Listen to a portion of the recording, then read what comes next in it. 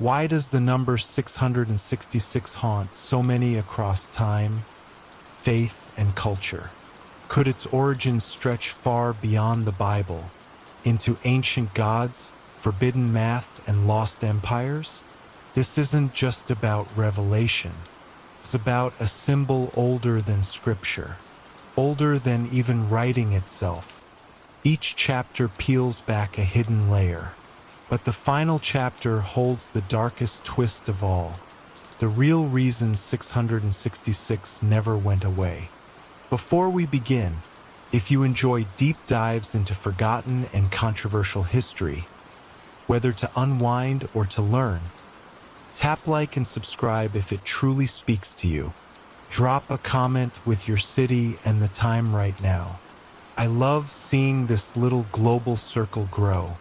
Now dim the lights, get comfortable, and let's begin tonight's quiet journey. Chapter 1. The first numbers burned in clay. Long before temples rose and kings wore crowns, before prophets spoke or scriptures were carved in stone, there was clay. In a land cradled by the Tigris and Euphrates, ancient hands shaped the first symbols that would change the world. Not letters, not prayers, numbers. These weren't invented in palaces or written by philosophers.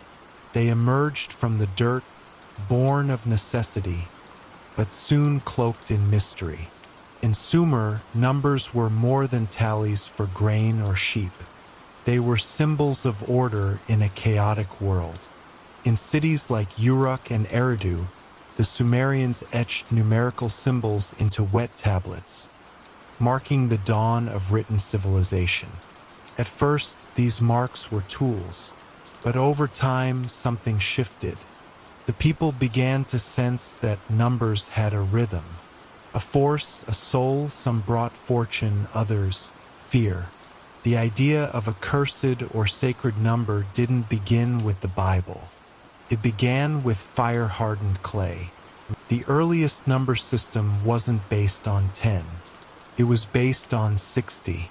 The sexagesimal system, born in Sumer, was elegant but strange.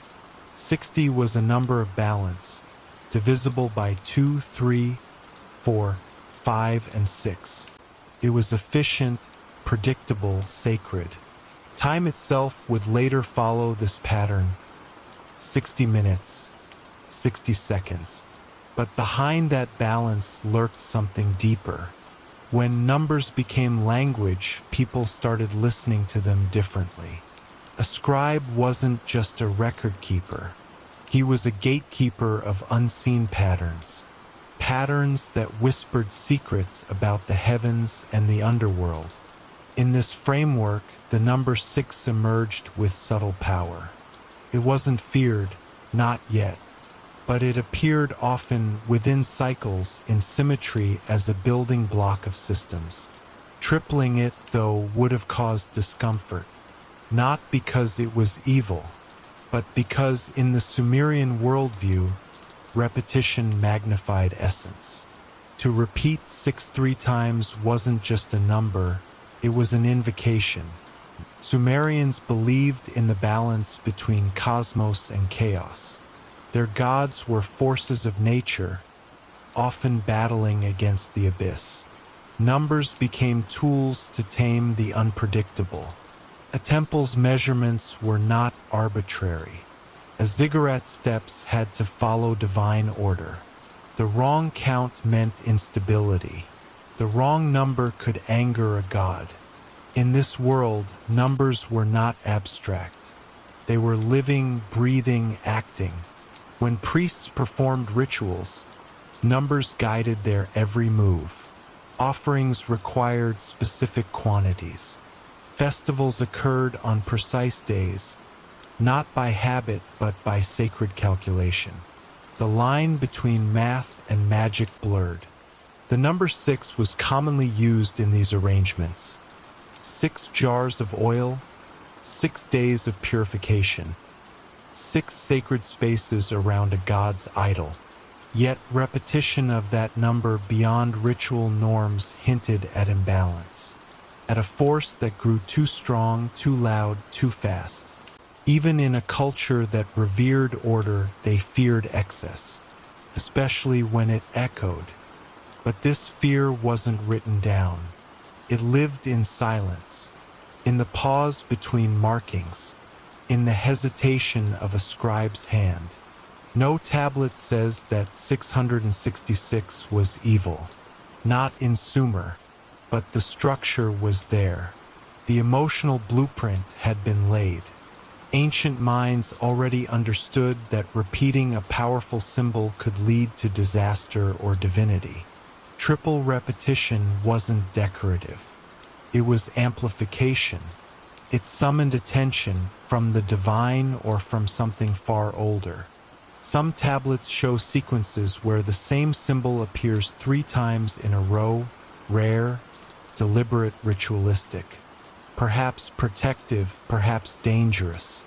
The more we look at Sumerian practices, the more we see their obsession with control. They feared what lay beyond the boundary of the known. Numbers helped define that boundary, but some numbers, when pushed too far, became thresholds themselves. Gateways. Could 666 have been born not from religion, but from this tension between order and uncontainable repetition? There's a strange detail buried in the Sumerian calendar. Their year was divided into 12 months, each roughly 30 days. That gave them 360 days. To reach a full solar year, they added 5 extra days outside the calendar. These days were considered unstable, dangerous, not part of the divine cycle. During this time, myths tell of gods dying, of chaos returning. It was a liminal zone, and the numbers used during this time were recorded with care. Some scholars believe that anything falling outside the divine 360 had to be treated with suspicion.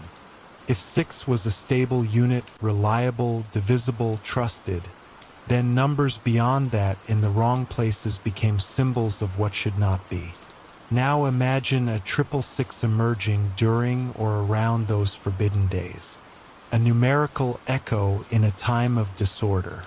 To Sumerian priests, that might have felt like a fracture, a warning, a mark that something had broken through the veil. Numbers were used not just for calendars and trade, but for assigning value to people and offerings. Slaves had values. So did children, oxen, and land. The higher the number, the greater the worth or the debt. But some numbers weren't about price. They were about status. Kings had titles associated with numerical weight. Some names even contained sacred numbers encoded in syllables. The deeper meaning of a person could be hidden in the value of their name. Over time, this practice would evolve into full numerology, but its roots were here. If someone bore a name with repeating 6s, especially 3, what might that have meant? In a world where the divine was hidden in patterns, where gods were obsessed with numbers, such a person might be viewed as cursed or marked. A king with 666 in his name might be called chosen or doomed. A slave might be feared, not for what he did, but for what his number revealed. Even more unsettling was the Sumerian understanding of dreams and omens. They cataloged them on clay tablets, detailing what numbers seen in dreams could mean. If a man saw 6 birds in a dream, or 6 stars, or 6 doors, these were not neutral images. They had interpretations. And if those symbols appeared 3 times in a row, the meaning grew intense. Some dreams warned of death, betrayal, or the wrath of a god. Numbers, they believed, were one way the divine spoke to mortals. In this culture, the repetition of symbols, especially numbers, was never coincidence. So if someone dreamed of 666, that would not be ignored. It would be interpreted, maybe feared. These interpretations weren't mystical fluff to the Sumerians. They were guides to survival, and sometimes warnings of destruction. Even without a formal mark of the beast, the shadow of a triple number already carried dread. But it wasn't just in dreams or trade. Warfare too had its numbers. Armies were counted, prisoners numbered. Gods demanded exact quantities of captured enemies to be sacrificed or spared. Sixes appear often in military inscriptions. 6 battalions, 6 days of marching, 6 weapons laid before the idol. Again, these numbers seem orderly until repetition makes them strange. If a campaign was waged for 6 days and then repeated twice more with identical results, what would that signify? To a general, it might be a victory. To a priest, it might be a curse. Numbers shaped how they saw patterns, and patterns shaped belief. At some point, repetition stopped being a reassurance. It became a sign, a mark, a whisper that something beyond human control was at work. The same thing happening again and again and again. Not random, not human, but echoing through time with unnatural precision. As centuries passed, Sumer gave way to Akkad and Babylon, but the seeds were already planted. The Sumerians left behind thousands of tablets, many broken, many untranslated. But what we can read tells us this: they believed in the power of numbers beyond logic. They assigned meaning where modern minds see math. They feared what repeated without reason. That fear was passed on, preserved, hidden beneath myth and memory. We often imagine the mark of the beast as something invented by Christian prophecy. But its bones were older. Its breath came from ancient clay. The Sumerians may never have carved 666 as evil, but they built the world in which such a fear could grow. They knew that numbers did not lie, but they could warn, and perhaps they warned us. The story of 666 did not start in the Bible. It started here, in the flicker of firelight over clay tablets, in the cold silence of temple archives, in the careful hand of a trembling scribe. A world where numbers could kill, could bless, could mark the soul. We look back now and search for the origin of the beast. But maybe it was never a beast at all. Maybe it was a code, pattern, a system so old we forgot it existed, until it showed up again, repeating itself, waiting to be recognized. In the next chapter, we cross into the age of empires and priesthoods, where the number 6 and its dark tripled form would take on new meaning. A forbidden code, a divine threat, a mark only the gods could read. Chapter 2: The Forbidden Code of the Gods. By the time Sumer began to fade, new powers were rising along the same rivers. Akkad, Babylon, Assyria. These were not just empires of war and law. They were empires of symbols. Their kings ruled by divine sanction, but it was the priests who understood the language of the gods. And the gods, they believed, spoke in numbers. The old Sumerian sexagesimal system endured, but its meaning deepened. It wasn't just for measuring grain or time. It became a hidden language, one that told when to plant, when to fight, and when to fear. In temples, priests began to observe the skies more carefully. They watched stars and planets move in repeating cycles. From those patterns came calendars, rituals, and omens.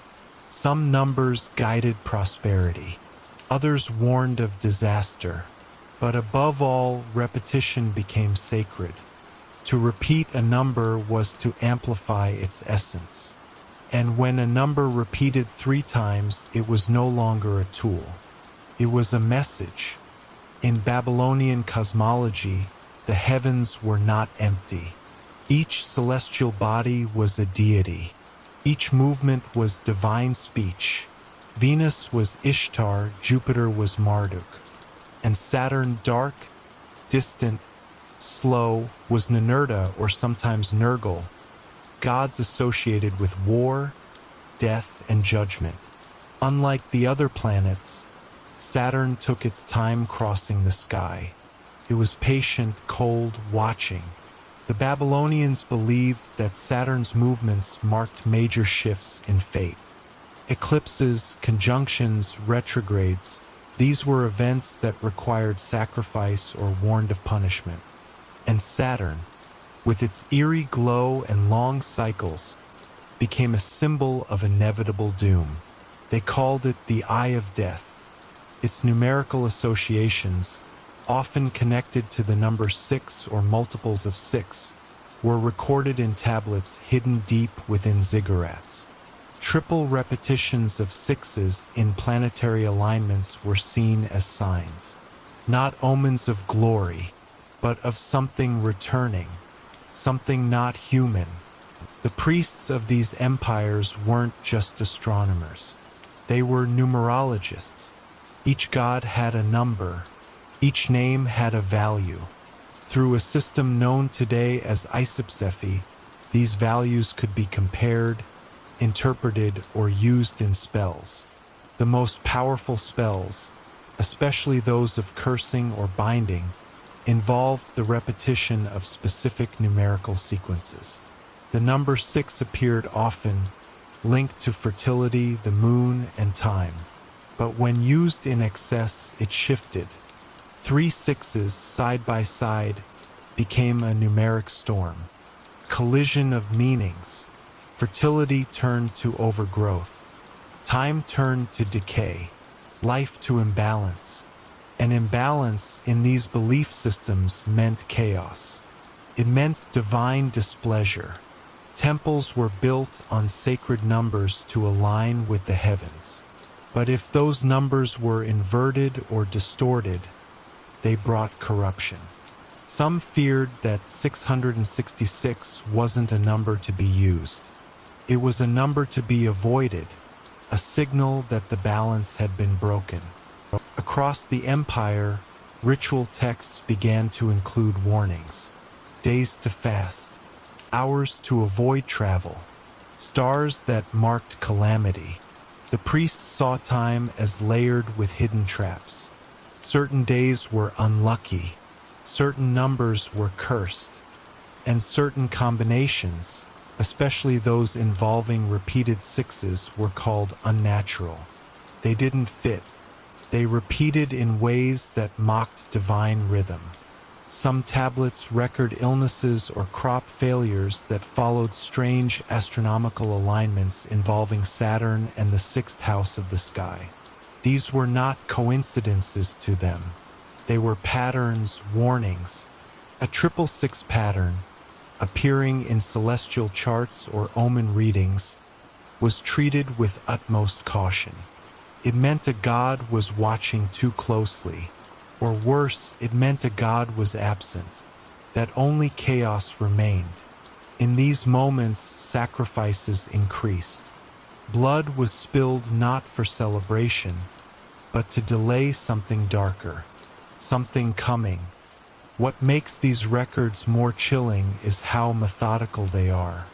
The Babylonians were obsessed with lists of kings, eclipses, omens, and sins. And among these lists, one finds repeated references to numeric patterns that bring ruin. Scholars today read these as superstition, but to ancient eyes they were survival tools. When a king's name numerically aligned with forbidden numbers, especially 6s in repetition, his rule was challenged. Assassinations were justified, famines were explained, wars were predicted. If a solar eclipse occurred during the 6th month, while Saturn was rising, it was read as an opening, a crack, a time when the boundary between worlds grew thin. Triple repetition of sixes during such events became a mark, not on the sky, but on those who witnessed it. They were changed, touched, marked, not always physically, but spiritually. A person who lived through such an omen was considered cursed unless ritually cleansed. Assyrian culture, inheriting much from Babylon, took this fear further. Their kings were brutal, their gods were violent, and their numbers, especially in state records, reflected the same hunger for control. Every conquest was counted, every death marked. Assyrian war scrolls sometimes boast of 666 enemies slain, not as an accident but as a performance, proclamation. These numbers weren't random. They were chosen to terrify, to show that the king had reached into the realm of forbidden power and returned victorious. But many priests warned against such pride. Using the number of imbalance was a risk. Invoking it too many times invited reversal. A king who used 666 to declare domination might later fall, marked by the same pattern. History records such reversals.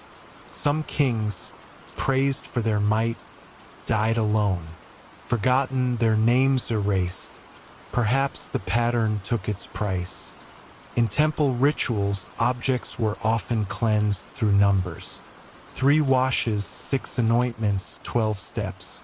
But the repetition had limits. When a ritual failed, when a god did not respond, the priests often blamed numeric error. Perhaps too much repetition. Perhaps the wrong kind. In one preserved ritual tablet, an unnamed priest describes being haunted by a series of dreams following a botched ceremony. In the dream, he sees 6 doors, then another 6, then another. Behind each, a different face, and behind the last, none at all. He calls it the endless return.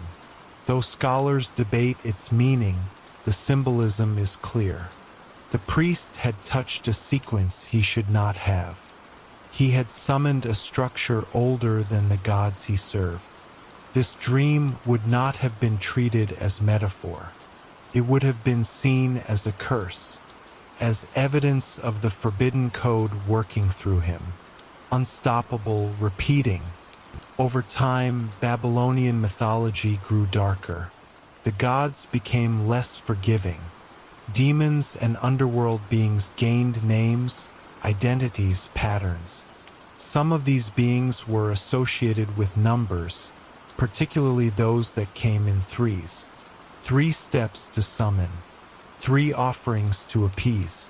But among the feared configurations, one stood out, the 666. This was not a number to write lightly. When it appeared in spell scrolls, it was encased in protective symbols, bound by seals. Some priests refused to speak it aloud. To name it was to draw it near. It was considered a numerical trap, a pattern that, once entered, could not be broken, like walking in circles, or falling through the same nightmare over and over. Those who studied it too long were said to lose their minds, not all at once, slowly by degrees, until they too became part of the pattern, repeating others' words, dreaming others' dreams. This brings us to the nature of Saturn. It is not a coincidence that the planet most feared by the Babylonians was numerically linked to these dangers. Saturn was the furthest visible planet, the slowest, the one least like the others. And in their cosmology, what was furthest was not divine, it was death, the cold edge, the place where time ends. They believed Saturn ruled over the sick, the old, the punished. and its cycles, often tied to spans of 29 or 30 years, were considered markers of endings. When Saturn aligned with certain houses or stars, priests prepared for catastrophe. And if such an alignment occurred during the 6th month, or in a year marked by repeated sixes, the temple bells would toll. Not in celebration, in mourning. The number had returned. The mark had resurfaced. This was how they saw it, not as arithmetic, but as an ancient god's breath. The 666 was not just a number. It was a door, a threshold. Babylonian tablets whisper of a code that only the gods could fully read. A pattern that, when unlocked, unraveled certainty. In one damaged fragment, a temple priest describes hearing the same chant in 3 dreams. Always the same rhythm, always the same ending. 6 syllables, then 6 again, then 6 again. He wakes screaming. His fellow priests declare the mark has touched him. They bury the tablet with salt and blood. No record of the chant remains. Only the numbers survive. And their terror. This was not fiction to them. It was theology, cosmology, survival. They believed that some patterns, especially those that mock divine balance, echo through all realms. They cannot be silenced. Only avoided, only feared. So as the great empires of Mesopotamia rose and fell, the forbidden number lived on.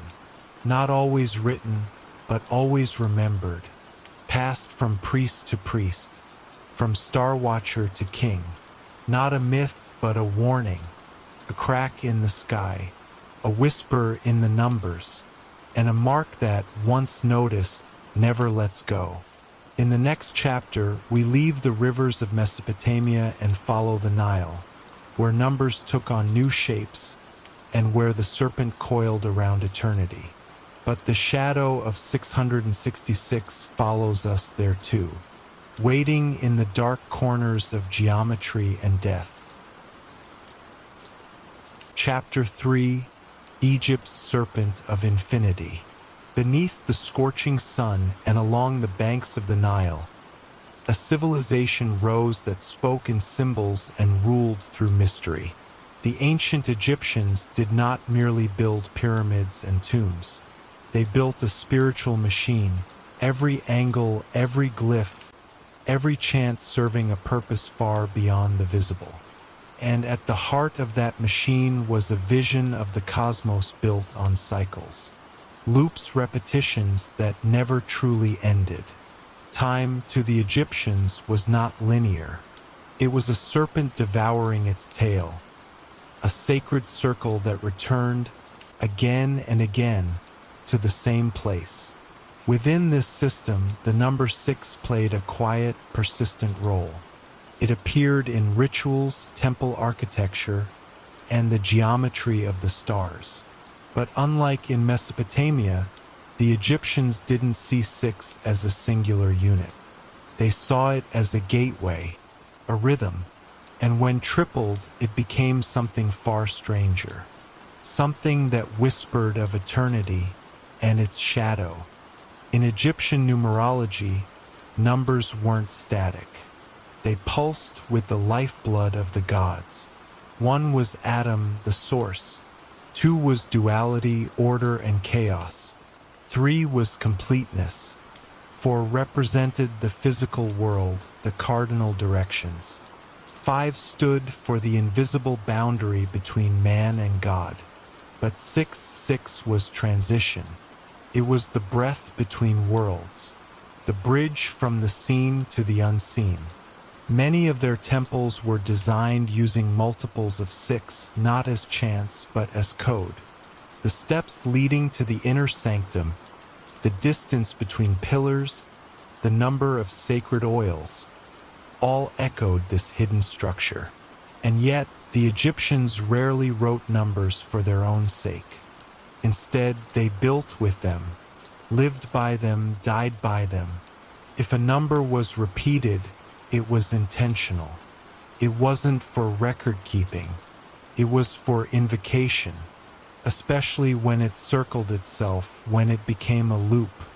That's when it turned a cult. The god Thoth, keeper of wisdom and time, was central to this numerical vision. He wasn't just a scribe of the gods. He was their mathematician, their architect. Thoth governed the cycles of the moon, the geometry of the heavens, and the equations hidden in death. It was said that Thoth's magic allowed the dead to be weighed, judged, and transformed. His numbers were not taught in schools. They were whispered in sacred halls. And among them was the doctrine of repeating sequences, 6 days of silence, 6 chants, 6 vessels of purification. These were the formulas buried deep within funerary rites. But when these numbers appeared 3 times in succession, when the code looped, it became more than a rite. It became a resurrection engine, or a prison, depending on who opened the door. To the priests of Thoth, 666 would not have meant evil, but it would have meant power, and power always came with a cost. The number 6 also manifested in the journey of the soul through the Duat, the Egyptian underworld. According to their texts, the dead had to pass through multiple gates, each guarded by monstrous beings and riddles of logic, memory, and fear. Some versions list 6 gates, others 12. But the pattern was clear. The number of transitions mattered. The soul's passage wasn't random. It followed divine architecture. Some scrolls, like the Book of Gates, depict tripled patterns, 3 groupings of 6 guardians, 3 boat journeys of 6 hours each, 3 trials with 6 parts. To modernize, this looks symbolic. But to the ancient Egyptians, these numbers were survival tools for the afterlife. A soul that missed a step could be devoured. Repeating the wrong pattern could trap a spirit forever. If 6 represented passage, then 666 was not a number. It was a labyrinth, one that few escaped from intact. Burial chambers themselves were infused with these patterns, not merely in decoration, but in structure. Pyramids and tombs were designed to manipulate the soul's journey. Shafts aligned with stars, walls engraved with spells, hidden rooms placed at geometric intersections. Many of these designs revolved around hexagonal and 6-fold symmetry, triple intersections, triple vaults, triple thrones, all woven into the sacred numerology.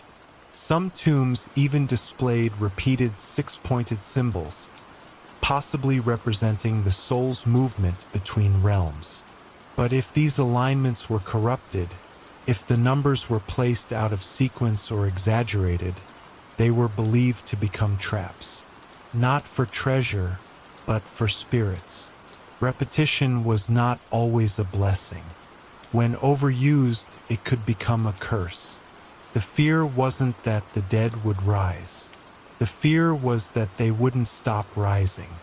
Again and again, pulled back into a cycle they could not escape. A pattern that refused to release its victim. The serpent was one of Egypt's oldest and most potent symbols, not just as a creature but as an idea. The serpent was time. It was wisdom, it was rebirth. And it was death. The Ouroboros, serpent swallowing its own tail, represented the infinite loop of existence. But even this symbol had danger, for what begins without end also consumes without mercy. The ancient priests taught that those caught in the Ouroboros were not blessed. They were trapped, repeating lives, repeating deaths, echoes of a mistake that could not be corrected. If a soul's numeric path aligned with the wrong pattern, such as 3 loops of 6, They believed it could become lost in the serpent's coils. Not in body, but in identity. The spirit would forget itself, forget time. Only the pattern would remain, an echo repeating forever. And that echo was the mark no one dared speak of directly, a number burned into infinity. Some of the most secretive texts in Egypt spoke of forbidden knowledge, numbers that only high priests could access. These texts, often buried with their owners or hidden in temple vaults, described certain formulas capable of bending the divine will, not to praise but to control. One passage described a numeric chant to summon a gate in the mind. The chant had 6 stanzas. Each stanza had 6 syllables. The final stanza repeated the first 6 times. The text warned that those who used the chant risked attracting a second self, a shadow, a copy made of memory and dread. Repetition, it claimed, did not just summon. It duplicated. The more a number repeated, the more it detached from the world, until it began to create its own. This was not metaphor. It was fear. The fear that something numerical could become sentient, that a pattern could become a predator. Even their festivals carried echoes of numeric power. The said festival, a ritual of renewal for the pharaoh, involved stages of trials, dances, and offerings, 6 tasks, 6 judges, 6 sacred meals. But when a pharaoh ruled too long, and the pattern repeated beyond nature's rhythm, the celebration became darker. Some believed the king was no longer fully alive, that the repetition of rites without true renewal created a loop of false kingship, an illusion sustained by the number itself, a walking echo. In tomb art, some pharaohs are depicted with 6 arms, 6 eyes, or 6 rays above their crowns. Scholars call it symbolism, but what if it was warning, a mark of someone who had passed through the cycle too many times, someone no longer whole, someone marked by the serpent, not on skin, but on time itself. 666 in this context was not evil. It was unnatural eternity. In Egyptian astronomy, they tracked the Deccan's 36 star groups used to divide the sky into nighttime hours. Each decan rose roughly every 10 days, forming a 360-day calendar.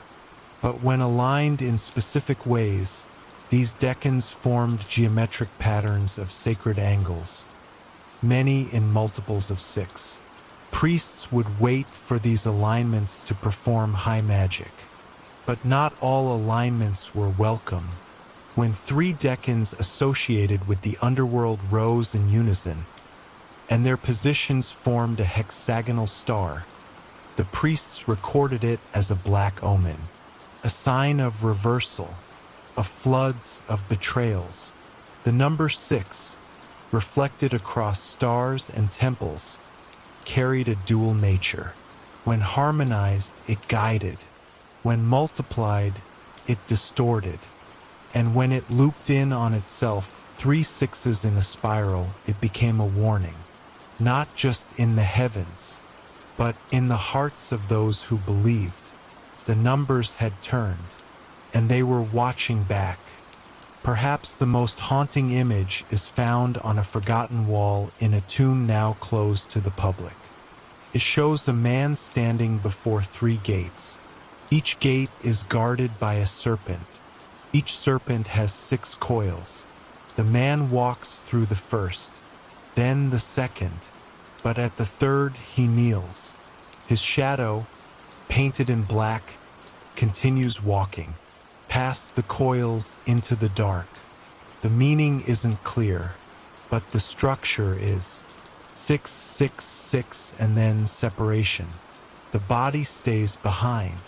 The soul moves forward into what eternity or something worse, The priests may have known, or maybe they feared it like we do, that beyond the repetition lies not salvation, but loss, that a pattern repeated long enough no longer obeys its maker. It becomes its own god, and its name is a number, a loop, a mark that cannot be removed. So when we think of 666 today, we picture monsters and revelations.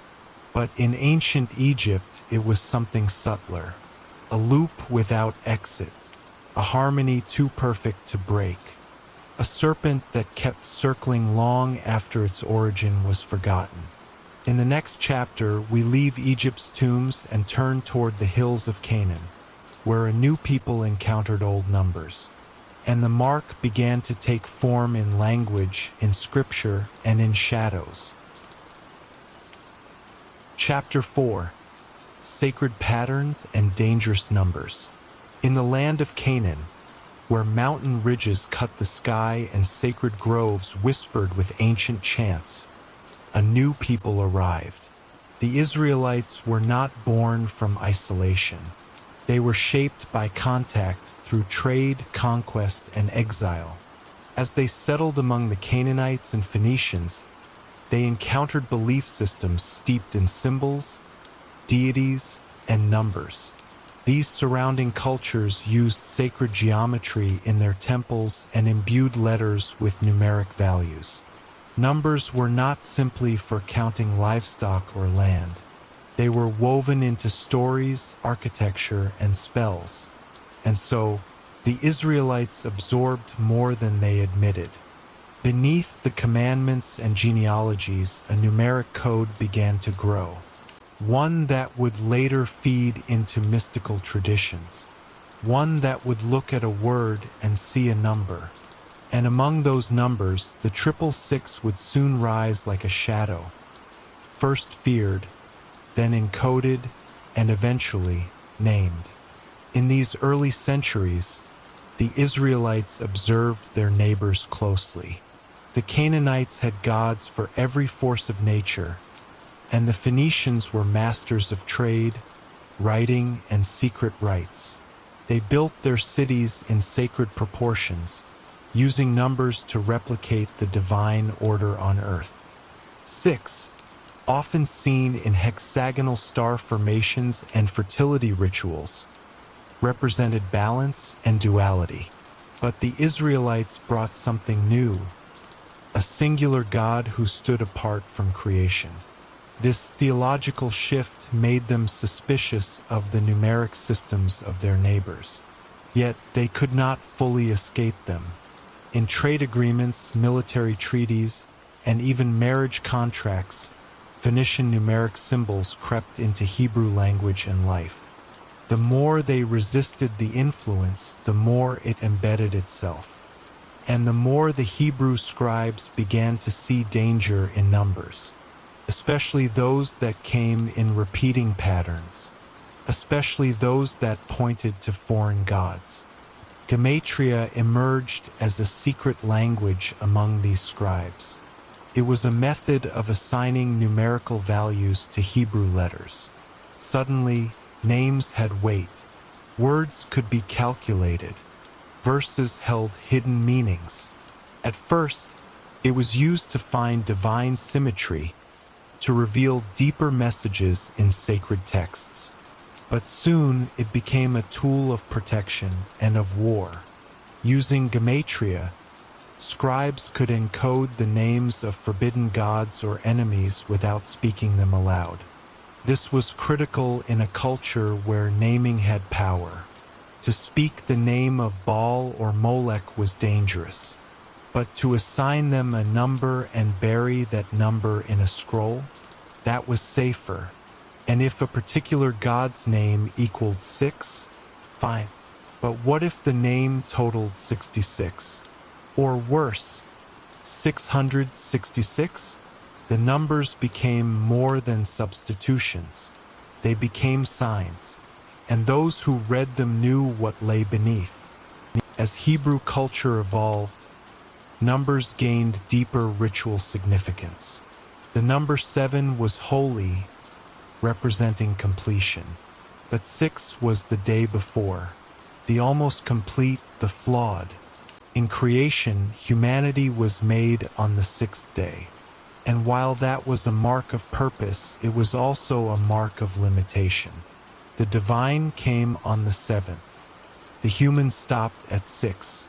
This gave the number a subtle unease. When repeated, its dissonance echoed louder. A single 6 was man. Triple 6 was man magnified beyond his bounds. Man attempting Gottheit. This concept, though not fully formed, haunted the background of Hebrew storytelling. In legends of tyrant kings, in stories of idolaters and giants, there was always a pattern of overreach, of stepping beyond the sacred number. Some scribes began to suspect that when man mimicked divine cycles too closely, especially with the wrong numbers, he invited judgment. The Israelites' long entanglement with Babylon deepened this tension. During exile, they lived among priests who assigned every star and stone a numeric formula. They witnessed rituals structured around repetition. Babylonian cosmology was soaked in 6s, and Hebrew prophets began to record warnings. Visions of beasts, towers, and men with names that masked something deeper. These visions were symbolic, yes, but behind the symbols were numbers. Some believed that certain kings bore numbers instead of names, that the math of their rule, 3 years of blasphemy, 60 idols, 6 gates to their palace, were not just facts but signs. And so, the Israelites returned from exile changed. Their texts reflected it. The scrolls grew heavier with numeric puzzles, hidden codes, ciphered names, and always the lingering fear that a number could represent not just a name, but a destiny, one of corruption, of imitation, of something monstrous pretending to be divine. In temple practices, numbers were used with reverence. Sacrifices followed exact counts. Offerings came in cycles. Lamps were lit in specific patterns. But over time, deviations were noted. What if a priest added 1 too many measures, or recited a chant 6 times too often? Ancient commentaries warned of spiritual imbalance. Some claimed that doing a holy act in the wrong numerical frame could open doors that should remain shut. The repetition of 6s, especially if accidental, was said to summon confusion or even false visions. This was not superstition. It was theology. Numbers had to align with divine intention. If they did not, they created mirrors instead of windows, reflections without truth. And 3 6s in a row, that was the ultimate mirror. A shape that mimicked heaven but led nowhere. A code that looked divine until it was followed, and then led into shadow. One story circulated among early mystics of a scroll hidden in the desert. It contained a single name, written in numbers, said to represent a being that walked among men but wore no soul. The name's value equaled 666. Those who read it, the tale claimed, would begin to dream of eyes in the dark, of a voice calling their name backward. Whether this was myth or warning didn't matter. The story endured because it expressed a growing fear that numbers could become alive, that a pattern repeated too long could birth something conscious. The early Kabbalists later wrestled with this same idea. Some warned that the structure of the universe was numerical, and that certain numbers, when touched or spoken too often, triggered collapse. 666 wasn't just a formula. It was a key, and some keys didn't open doors. They opened traps. By the time the Israelites had become a people of scrolls and prophecy, The line between sacred and dangerous numbers had blurred. Some mystics embraced gematria as a map of divine truth. Others saw it as a labyrinth. One wrong turn and you summoned a lie shaped like revelation. And in the center of that labyrinth, certain numbers pulsed like warnings. The 666 was rarely spoken, but when it was written, it appeared in the margins. Encoded riddles, in acrostics too complex to notice at first glance. It was a number that encoded enemies, kings who defied heaven, prophets who lied, cities that devoured justice. It was the anti-name, the opposite of holiness, a mark that stood in place of what should never return. And yet it returned, again and again, not by force but by pattern, by inevitability. The Hebrew alphabet, like many ancient scripts, carried both sound and number. This meant every word, every name, every verse could be analyzed for deeper significance. The more this was done, the more scribes found hidden echoes, repeating patterns of meaning and number. Some found peace in these harmonies. Others found something else. They found a shadow. One mystic warned that every holy verse cast a numeric reflection. And if that reflection aligned too often with the number of imperfection, 6, it became unstable. Repeat it 3 times and it became corrupt. Not just mathematically, spiritually. The fear was not of arithmetic. It was of possession, that a pattern so strong, so ancient, could claim a person, a scroll, even a nation. And once claimed, there would be no distinction between symbol and host. The number would walk in flesh, not through power, but through perfect imitation. As new empires emerged and Hebrew culture scattered, the coded fears remained. The idea of the 666 passed quietly from scroll to scroll, commentary to commentary. It was not a doctrine. It was a whisper, caution. Some believed it marked tyrants. Others said it hid the names of forbidden gods. And some, though few dared write it, believed it referred to a future. A moment when the pattern would no longer hide. When it would wear a name, a face, a system. The seeds had been planted long ago. In clay, in stone, in stars. And now in scrolls.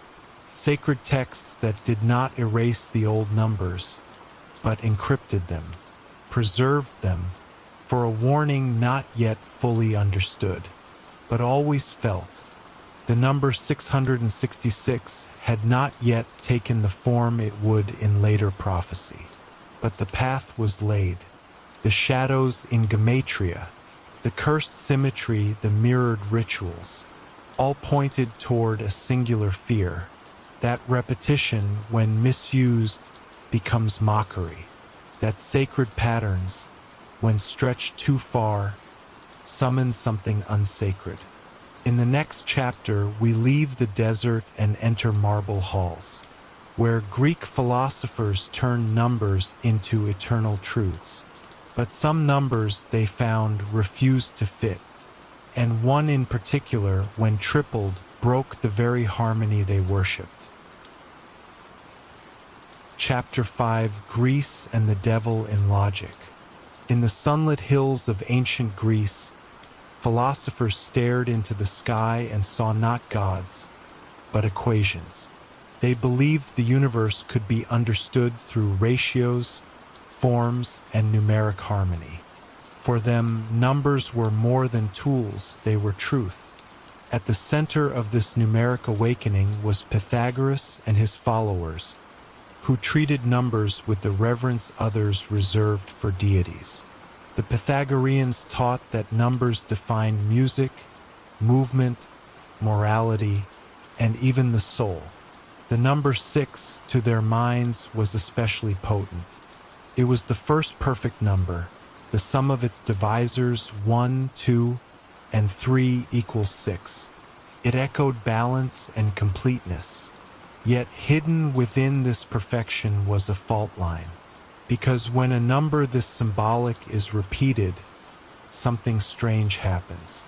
It moves from balance to distortion, from divine harmony to spiritual dissonance. And when repeated 3 times, 666, it became a numerical scream that shattered the very order Greece held sacred. To understand the fear that later emerged around 666 in Greek thought, we must first understand their worship of balance. Greek temples were built with divine proportions. Statues mirrored ideal human ratios. Music followed strict harmonics, governed by strings divided into whole number ratios. A single misplaced note, a lopsided column, or an irrational fraction could ruin the entire aesthetic and even bring misfortune. Perfection mattered. Symmetry wasn't just pleasing, it was holy. But while 6 was seen as perfect, it was also a boundary. The moment before disorder. Repeat 6 3 times and you moved beyond harmony, into mimicry, into mockery. It wasn't merely the number itself, but the implication of excess. Just as too much reason becomes madness, too much perfection becomes unnatural. The 666 in this worldview would be a mirror that no longer reflects. It distorts. It multiplies flaw within beauty until the structure collapses under its own echo. The Pythagoreans warned of irrational numbers, numbers that couldn't be expressed as a simple ratio. These weren't just mathematical problems. They were spiritual threats. The discovery of the square root of 2 shook their worldview. It implied chaos, disorder, and so they hid it, banished it from their perfect system. Some even say a disciple was drowned for revealing it. In this context, the repetition of 6, while rational at first, becomes irrational in its excess. 666 was not a known irrational number, but it evoked a similar terror. It was a surplus of harmony that became noise. It looked ordered, but felt cursed. In their secret schools, the Pythagoreans explored these numeric shadows. Some claimed certain sequences carried weight. Others believed repeating numbers created resonance, an echo not in sound, but in fate. And when those echoes aligned too perfectly, they didn't open enlightenment. They opened a crack, and something came through. Oracles and mystery cults across Greece began to toy with numerology in darker ways. Delphi, the most famous oracle, veiled her prophecies in riddles, often steeped in numbers. In some cases, initiates believed the fate of cities could be revealed through the math of their names. Secret alphabets were given numeric values. Whole philosophies emerged from the idea that the soul could be weighed, measured, and tracked across lives. But if a soul bore a certain number, one associated with imbalance or mockery, it was said to be cursed. Triple digits were especially feared. 3 was divine, but 3 of the same digit? That was a warning. Pattern too neat, too rehearsed. Some temples warned against the triad of 6s as a mockery of the sacred triangle, an inversion of the holy form. To the untrained eye, it was nothing, but to the initiated, it was a code, a sign of something not human. In the Hellenistic period, when Greek culture began blending with Egyptian, Babylonian, and Hebrew thought, a strange fusion took place. Astrology, mathematics, magic, and religion bled into one another. The number 6 appeared in planetary alignments, talismans, and spellbooks. Some magicians taught that repeating numbers, especially threefold, could invoke spirits or powers. They believed 666 formed a numeric spiral, a harmonic trap that could ensnare either divine forces or human minds. In underground rites, practitioners were warned against invoking names with 666 energy. They were considered false lights, beings that wore the mask of wisdom but brought madness. Not demons exactly, but shadows of excess, projections of the very logic the Greeks worshipped, turned against itself. 666 in this context was not feared because it was evil. It was feared because it looked right, sounded right until it didn't, until it broke the rhythm and revealed the void behind the form. Even in Greek politics, numbers played a symbolic role. Votes were cast using pebbles, tallies were kept in temples, and omens were read through census figures and crop cycles. Some tyrants were said to have structured their reigns around sacred numbers to prove divine favor. One ruler, obsessed with perfection, built his palace with six-sided symmetry. He ruled for 6 years. He held 6 public festivals. But when he declared himself a living god in the 7th, he was assassinated. Later accounts claimed his name equaled 666 in the coded alphabet used by his enemies. Whether fact or fiction, the story reflected a growing cultural anxiety. That numbers could bless or curse. That a man could wear the right symbols, speak the right formulas, and still fall into hubris. In Greece, numbers were no longer just facts. They were fate. And some fates were written not in stars, but in repeating sixes. The mathematician Archimedes once explored exponential numbers, imagining magnitudes beyond human scale. He theorized on infinities, vast as the stars. But even he warned of patterns that defied logic. The Greeks had no concept of digital horror, but they understood numeric dread. They believed that repeating patterns could manifest in the real world. A city built with flawed ratios might collapse. A man bearing the wrong number might lose his mind. And a sequence like 666, perfectly divisible, falsely balanced, might manifest in ways no one could predict. Philosophers debated whether the universe was truly rational, or if it only appeared so until the numbers turned against us. 666 in their speculative models was the number that didn't belong, not because it was impure, but because it pretended to be pure. It was the mask of order stretched too tight, and masks they knew always slip. In Greek drama, masks were central. Tragedies and comedies used them to transform actors into gods, kings, fools. The audience knew the mask was false, but it still carried power. Some playwrights whispered of cursed masks, ones used too often, in too many plays, whose identities began to seep into the real world. A numeric mask worked the same way. 666 was seen by some as the mask of numbers, a false harmony that replaced truth with pattern. In certain Dionysian cults, where madness and ecstasy were pursued to break boundaries, triple digits were used in chants. But the triad of sixes was avoided. It wasn't ecstasy they feared. It was identity loss, that too much repetition erased the self. That behind the number, there was no person left. Only echo, only noise. The Greeks feared not pain or death. They feared disorder wearing the face of perfection. As Christianity began to spread in the Greek world, the number 666 would eventually find a new life in prophecy. But even before that, it lingered in Greek thought as a mathematical ghost. The early church fathers, educated in Greek logic, carried these fears with them. They understood that numbers were not neutral. They came with baggage, history, symbolism, danger. 666 was not a number of beasts in the Greek age.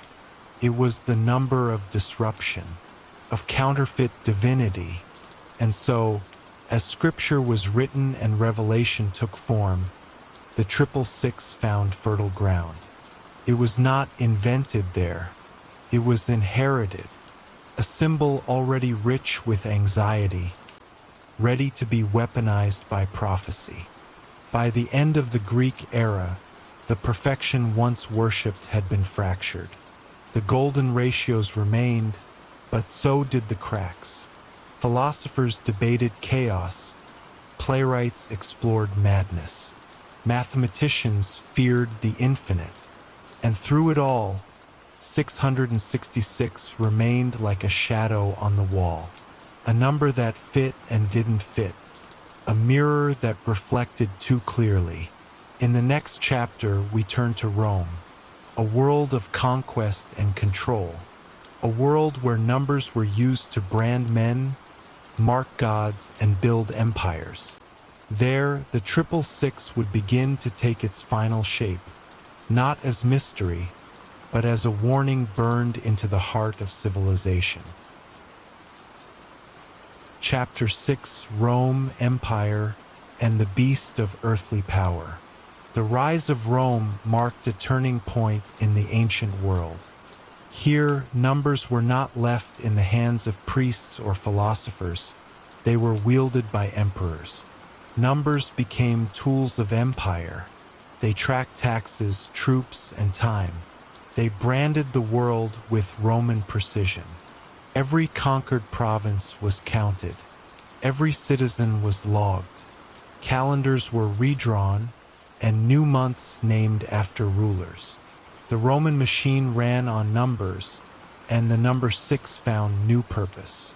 It symbolized man's dominion, structured, rational, absolute.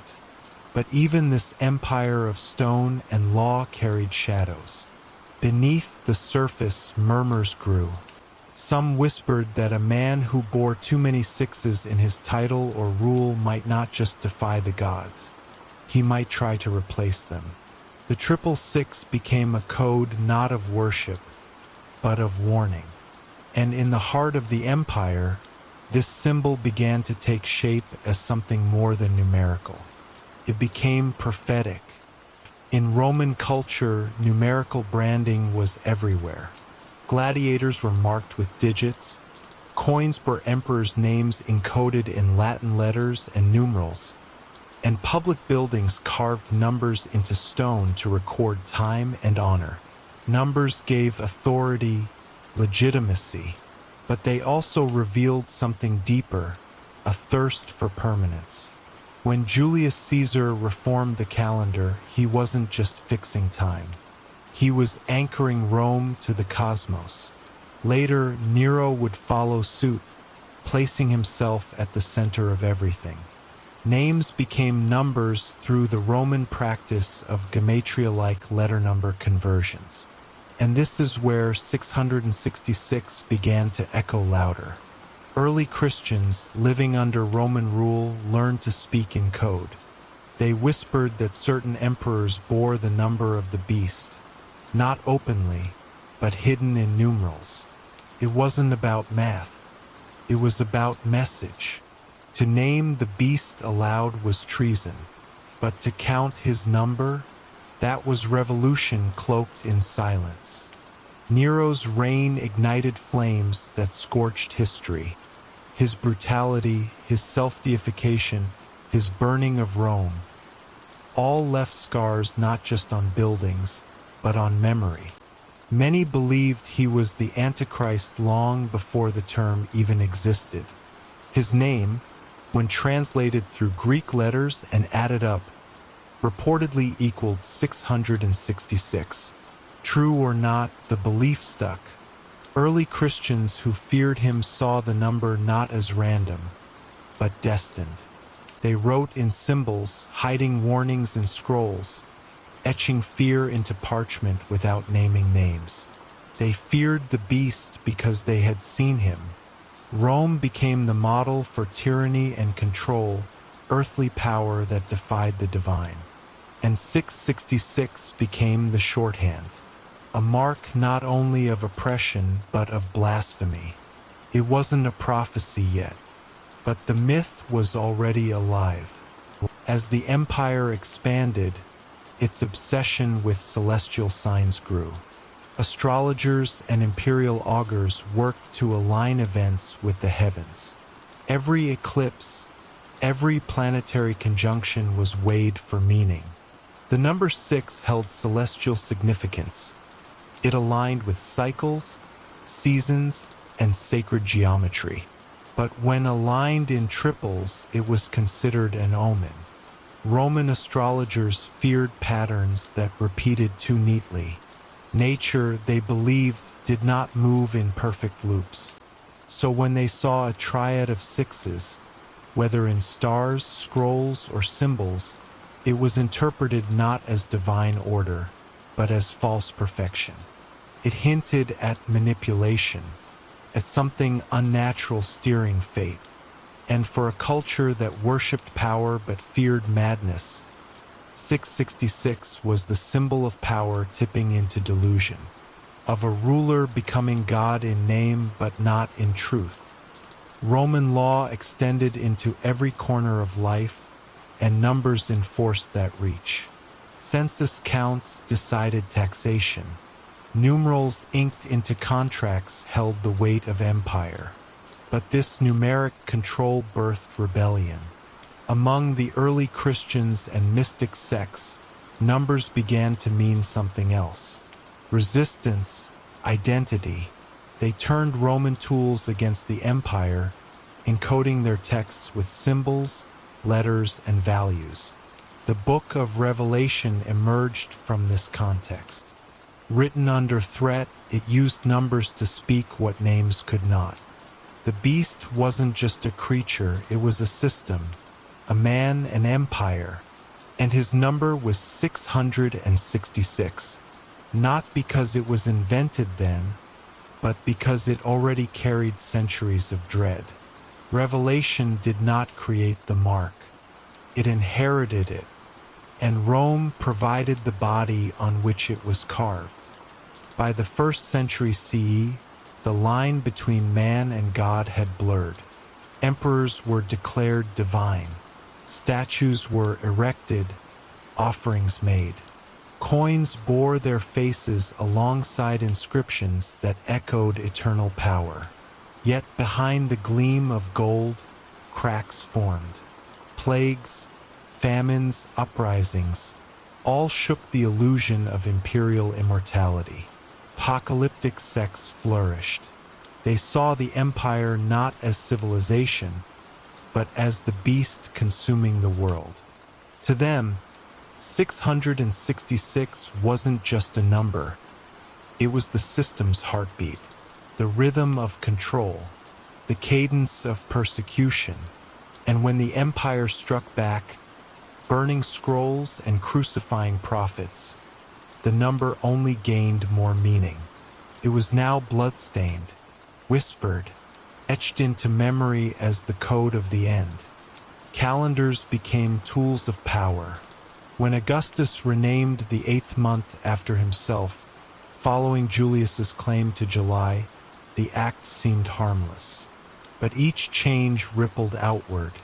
The calendar no longer followed stars alone, it followed emperors. Time itself bent to politics. The Julian calendar standardized a world once ruled by lunar chaos. But this control came with a cost. Lunar irregularities were ignored. Spiritual cycles were flattened. Festivals aligned not with gods, but with governments. And the deeper the empire pressed its numerical order onto the cosmos, the more mystics whispered of imbalance, of a mark hidden in time. 666, they believed, was no longer just a number of identity. It was a disruption in the sacred rhythm, a glitch in divine order imposed by earthly arrogance. In Roman mythology, the god Janus looked both forward and back, guardian of transitions, gates, and beginnings. Emperors invoked him when entering new eras, but some warned of false gates, passages that looked holy but led to ruin. They spoke of triple gates marked with repeating symbols, 3 arches, 3 sixes. Some underground sects used this symbol in reverse as a warning against entry, not because the path was blocked, but because it was open to something dark. This symbolism bled into early Christian iconography. The beast stood at a gate. Its number was known, and those who walked through without knowledge would not return the same. 666 became the number etched on false thresholds, the illusion of progress masking spiritual decay. Roman coins spread across continents. Emperors minted their likeness into metal and pushed it into the hands of every subject. Face, a title, a number. For many, this was the only image of power they would ever know. But coins did more than pay, they branded. And when Nero's coins spread during his brutal reign, some believed they cursed what they touched. Stories circulated of markets where triple marks appeared on coins. Merchants refused to trade with them. Prophets claimed they bore the mark of the beast. Again, it was not about calculation, it was about perception. Numbers became superstition, and the empire, in its attempt to immortalize itself through coins and calendars, accidentally seeded the very fear that would survive long after its fall. The fall of Rome did not erase the mark. It made it stronger. The myth of 666, once whispered in temples and scrolls, now spread through ruined cities and shattered monuments. Early Christians, now shaping their own doctrines, crystallized the number into scripture. Revelation named it plainly, but its origins were older, deeper. Each stone of Rome still carried the vibration. Each number carved into marble echoed centuries of ambition and collapse. 666 wasn't just about Nero or Caesar. It was about the system that sought to quantify everything: men, gods, time, and lost control. In trying to perfect the world through numbers, the empire summoned its own end. And the mark, it remained. As we step into the final chapter, we'll look at the mark that refused to die. From digital codes to occult symbols, from barcodes to conspiracy, 666 continues to whisper through history. But why? Why this number, and why now? In our search, we'll return to the oldest clay tablets, retrace the symbols in Egyptian tombs, and decode the harmonics of ancient Greece. We are close now to the moment before the number was written, to the mark before it had a name, and to the question that started it all: who made it?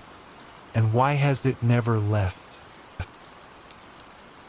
Chapter 7, Before the Bible, the mark that refused to die. The trail begins in dust and fire, among clay tablets buried for millennia. Sumerians etched symbols into wet earth, not knowing they were laying the first stones of a myth that would outlive empires. They did not write of beasts or apocalypses, but they knew something stirred in numbers. The placement of each stroke mattered. A small error could cause cosmic imbalance. Over centuries, these systems hardened. The number 6 began to repeat, and repetition became ritual. Long before the book of Revelation gave 666 a name, its echo was already drifting across the lands. Not as a prophecy, as a pattern. Something passed between generations like an ember, glowing beneath civilization's surface, hidden, waiting. As cities fell and languages vanished, this ember never went out. changed form, but it never disappeared. In Babylon, 6 was a cycle, a sacred rhythm tied to the stars. Triple that number, and priests warned of celestial trespass. A code not to summon, but to restrain. They called it sacred because it was dangerous. Not all knowledge was meant to be used. Some numbers were locked away, chanted only in temples during eclipses or rituals of death. When later cultures adopted Babylonian calendars, the echo of those numbers came with them.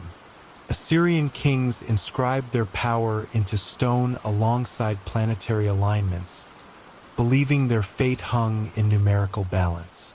Still, the repetition of 6 and 3s was rare, spoken softly, almost in fear.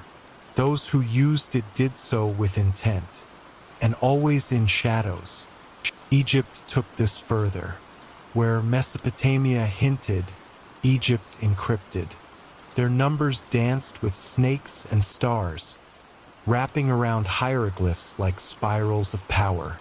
Thoth's calculations were said to measure not time but the soul's weight.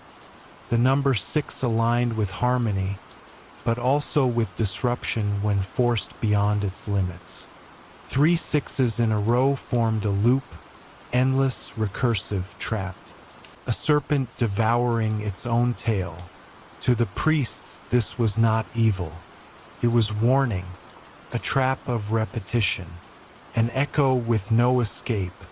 Egyptian initiates passed this knowledge through temples and funerary scrolls, veiled in myth. When these concepts merged with later systems, especially Hebrew mysticism, they brought more than mathematics. They brought the notion that numbers held identity. An identity could be cursed. In ancient Israel, the exposure to Phoenician and Canaanite systems triggered deep anxieties. Gods with names too old to speak, symbols etched in places too sacred to enter, and among these numbers imbued with speechless power. Gematria emerged as a shield and sword. Letters became numbers became names, codes, prayers, warnings. The 666 appeared not as an accident but as a cipher, a name no one dared write, perhaps of a king, perhaps of a god, perhaps something older still.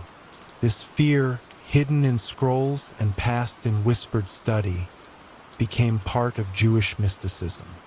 By the time early Christians inherited this world, the 666 already reeked of ancient danger. When John of Patmos gave it form in Revelation, it wasn't new. It was recognition. In Greece, logic met mystery. Pythagoras turned numbers into purity, order, harmony.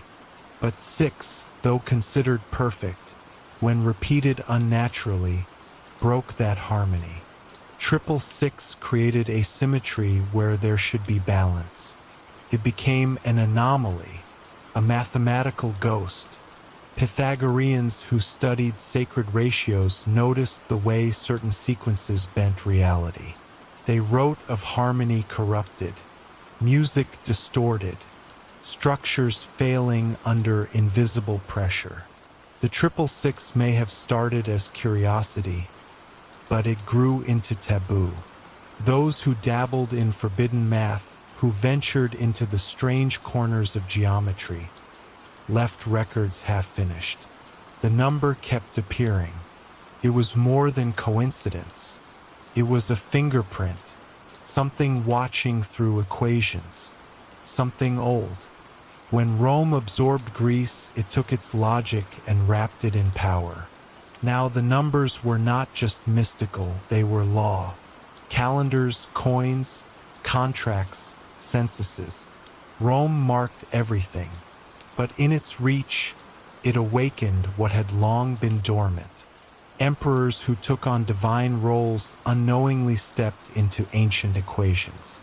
Nero, whose name twisted through Greek and Latin letter number systems, became the living embodiment of the beast. not because he was the origin, but because he fit the pattern too well. Revelation was written during this time not as an invention, but as a map. Codebook. Its beast was symbolic, yes, but also real to those who had seen these patterns before. 666 was not made in Rome. It was confirmed there. As the Roman Empire fell and the Christian Church rose, the number did not fade. Changed clothes. It appeared in medieval grimoires, tied to demons and anti-saints. In alchemical texts, 666 became a mark of imbalance in transmutation. Astrologers feared its alignment with specific planetary hours. During plagues and wars, preachers invoked it as a sign, always hidden in plain sight. During the Renaissance, numerologists linked it to the golden ratio, Fibonacci spirals, and music theory, only to retreat when patterns grew too precise, too aligned, like something buried was waking again. By then, the mark was no longer ancient. It was timeless, and timelessness is power. In the modern era, 666 moved from parchment to pixel.